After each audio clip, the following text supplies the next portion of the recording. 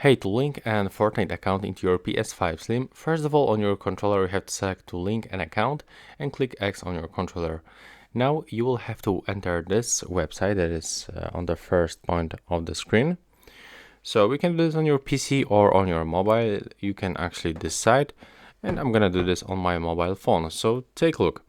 Here I have my mobile phone and I'm gonna open the browser and I have to open this epicgames.com and let's type it epicgames.com/activate.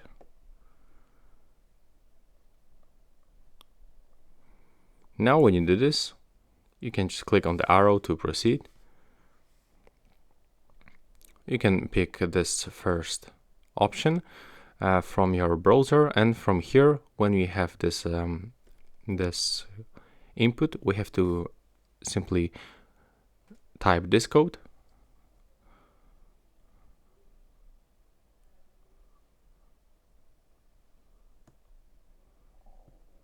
So as you can see, the code is the same on my phone and on my PS5 Slim. I have to click continue.